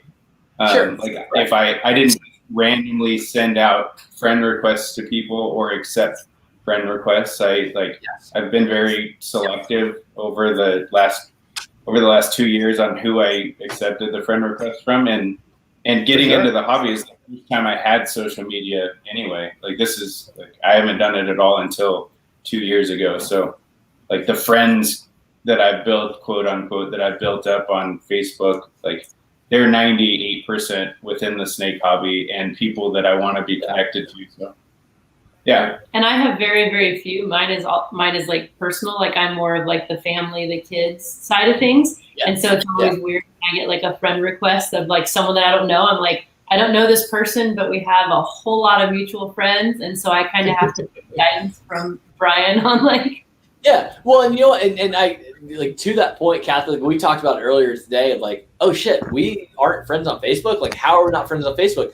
But I think because I'm the same way, like I don't think I had sent you a friend request like at the start because I'm like, well, I talk to Brian a lot, but like that doesn't mean it's okay for me to like be friends on like it doesn't make it necessary for me to be friends with him on Facebook with his wife, that kind of thing. Like, again, like not this, but it's just that's the way I think that's why I love you guys so much because my brain works the same way. Like whether it's you want to call it overthinking or whatever. Like I love people to analyze things, and again, I think that's why I love you guys being in the hobby. It's for me, it's very it's a lot of affirmation, because I know you guys well enough now to say that I trust you guys' judgment in terms of what you invested in. And I know that together, all of us are going to make it something big. Even if the bottom fell out tomorrow, if something weird happened, I know that I'm in this industry with people like Garrett, Brian, and Kathy. And it literally, if there was nobody else, if there was no one else, Bradley dropped off that effort. No, I'm still here. My camera battery died. Yeah, Bradley's still around. His video just dead. I said he dropped off that list. Oh, I don't want to be on Zach's fucking list. Yeah, no, he doesn't want to be on my list. My list is all Dwarfs and Dwarfs. And I guess my point is just like I always have to have enough just faith. I think as I think anyone should in any investment, and that's not what this just is. But again, just my point is that I know if something happened tomorrow, that was like the death knell for what we're working with. I know that we would all still do just fine, like no matter what, because the amazing animals that we have, the amazing bloodlines we work with, and just everything, just the people we know. Again, it's just good. It's just good. Yeah, going back to that. Go ahead. Oh, I'm sorry. There was like an overlay. Going back to what we were saying earlier about like we would do it even if you didn't make the money from it or whatever. Like we've talked. Yes. I mean, the legislation that's going on and just the difference in things that are changing hands and we've talked about that. Like, so if we couldn't ever sell across state lines tomorrow, or if we couldn't, like, if the shiny objectness of the Dwarf and Super Dwarfs went away tomorrow, would we still keep the animals? Would we fire sale? Like, no, we would keep every single one of our animals and just have a really cool little museum in our house. Like even if the whole business side of it went away, that would be quite sad, but it would, you guys would be happy, comfortable, and everything would be fun. Yeah. And that's what I say. I love that. And I brought that up earlier, and it is funny to see that come full circle with two different thought processes, if you will. Because it's two different thought processes. I love what you guys bring to the hobby, and I love everything about that. And I love you guys have that much passion of just like, all right, sure. If I make money off these, great. If not, cool.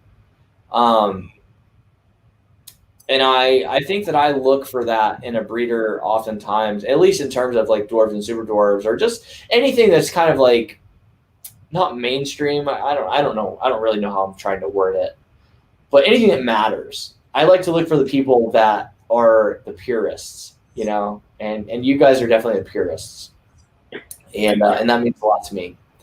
Yeah, well, we're like super, super thankful to know you and to know Bradley, and just this community is just, it's 98% awesome, and you have to just have that positive outlook, and it'll follow you around, and dude, we're gonna force out the other people. That's just reality. That's true. Yeah, that's the truth. Yeah. We are, and that's that's what, just like what I was saying about the super dwarf market, like that's why I want to make damn sure, and I'm going to hold myself accountable. I want to make as many videos as I can about that stuff.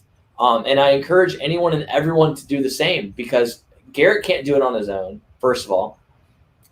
And second of all, it's just, I feel like that's the only way we can defend that market, to make sure that it just doesn't become flooded with a bunch of lies, just because the reality is, for those that don't know, the dwarf and super dwarf market is flooded with people that will lie to you. I mean, and I'm not kidding. And I don't mean to shit on the dwarf and super dwarf market, because I love the dwarf and super dwarf market, but there are a number of people, probably more than there are good ones, that will lie to you and sell you a bullshit bloodline animal that's wrong, that's false, that's fake. And that's wrong, because you're going to end up with an animal that gets 20 feet fucking long and not be educated about it. So I would tell you, be very careful about where you buy your dwarf and super dwarf retics. Do your research.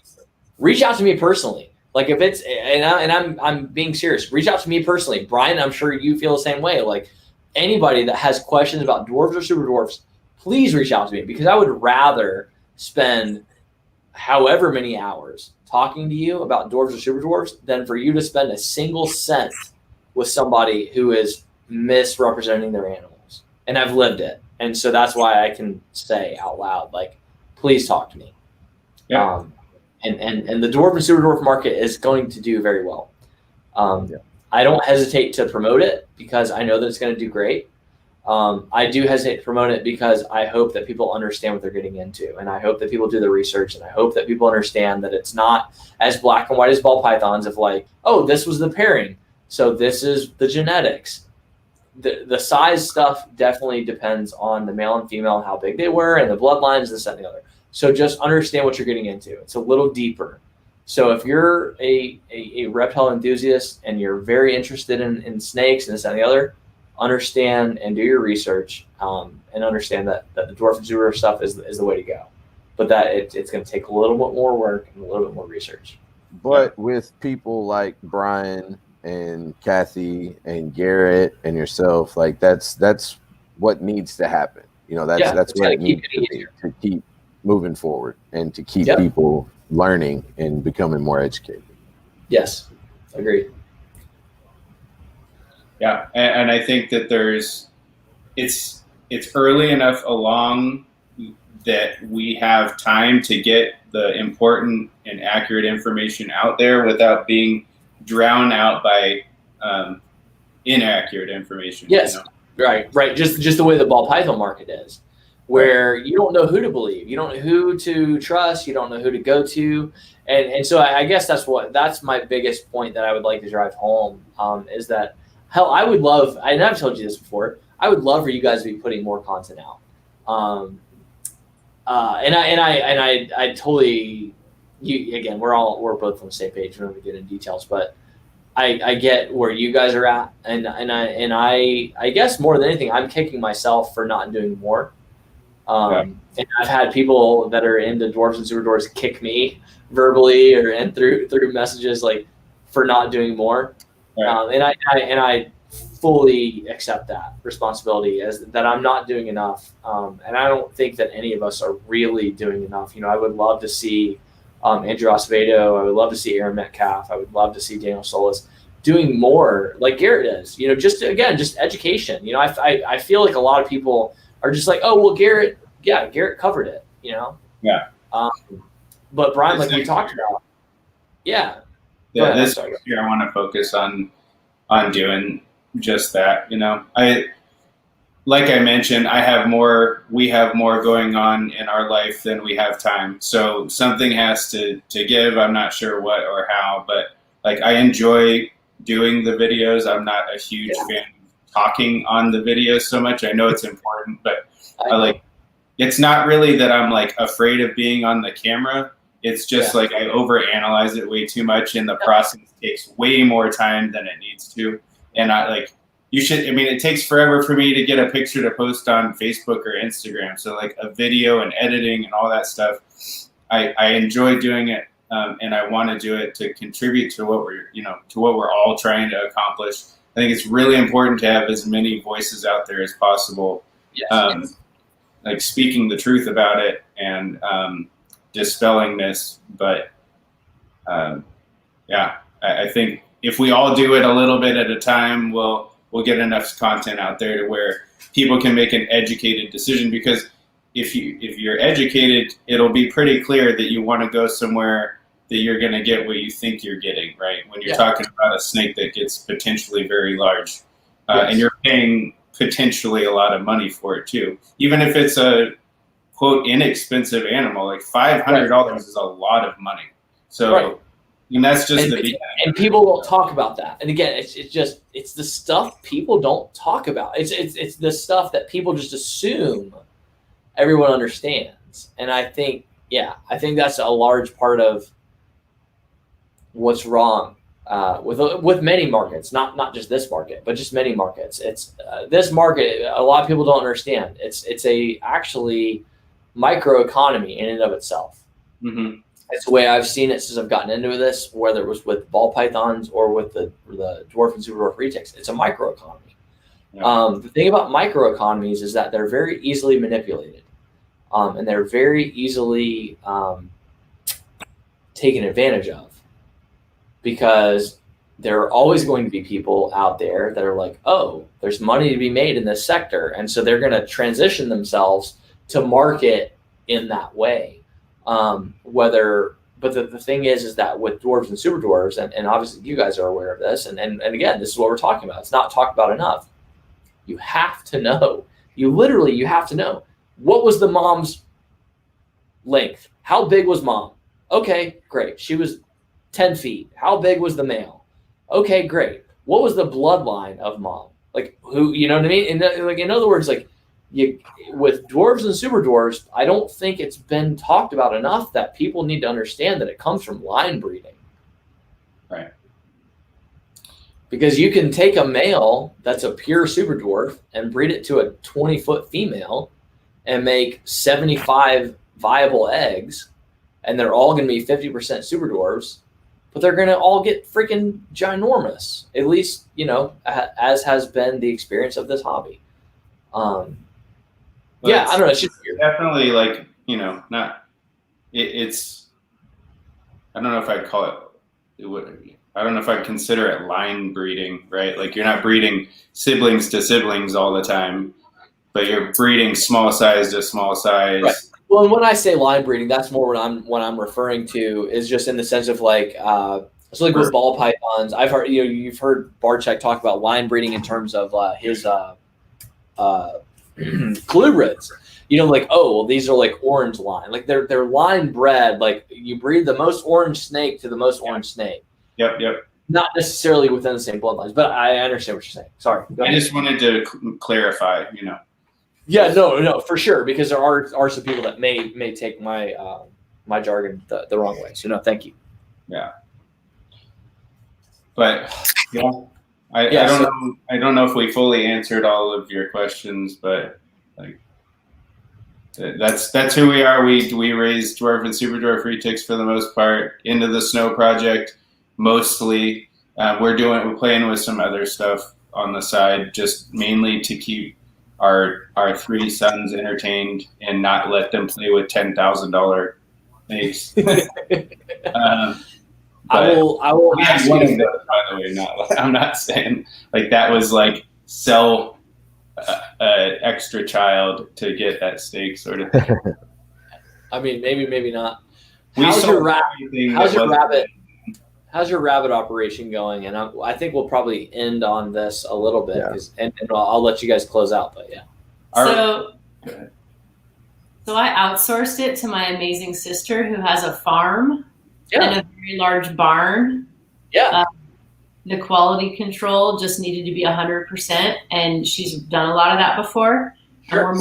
We're more snake people than like have lots of furry animals outside people. It's the time. Well, I was gonna say it was an outside. It's an environment thing, and I think Brian. I think I told you. I don't know if Aurora is still in the comments. Like she raises rabbits for food and for snake food, because we can both consume them. Yeah, So, we used to raise meat rabbits for human consumption back in the day, but yeah, like we just ran out of time to be able to do that sort of thing, and that was our purpose. I was just curious. That was more of a selfish question. Yeah. Yeah, All right. Well, it takes a lot of time, and we're short on that right now. So my sister offered to take them. I sent the whole colony over there, and so now my sister raises them for us, and we'll still continue to benefit from it. So thank you, Michelle. It all works out. Everybody's happy. and That's awesome. thank you guys for your time. Like you said, you don't have a lot of it, and we're more than happy that you all were our first guests on this show. It's been great and amazing, and thank you guys so much. Yeah, it's been so fun. Thank you, Bradley. Thank you, Zach. Man, it's awesome to connect with you guys and do this, support what you're doing, and hope to do it again in like a year and do it follow up. Most definitely. It's not going to be a year. Whenever you guys are ready. No, we're going to make them come on sooner than that. That's just the facts. I'm just letting you guys know ahead of time.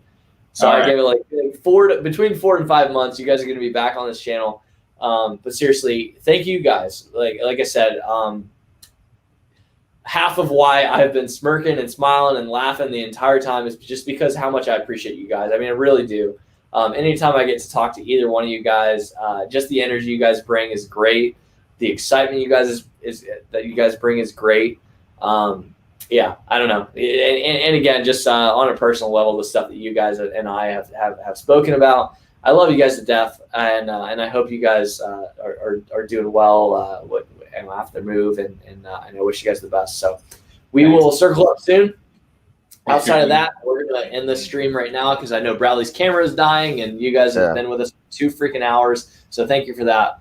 But we are out. Thank you, everyone in the chat, everyone that showed up. Everybody. Thanks so much, guys. Thank you. That was awesome. We'll get back to everybody that made a comment. I'll go through. Love you guys. For joining us, Nathan. We know you've got some important things to do. Yes. Nathan Katz is like the #1 shout out. So thanks, brother. Feel better. Think about Love you, you bro. guys. Bye. We're out of here. Later. Bye.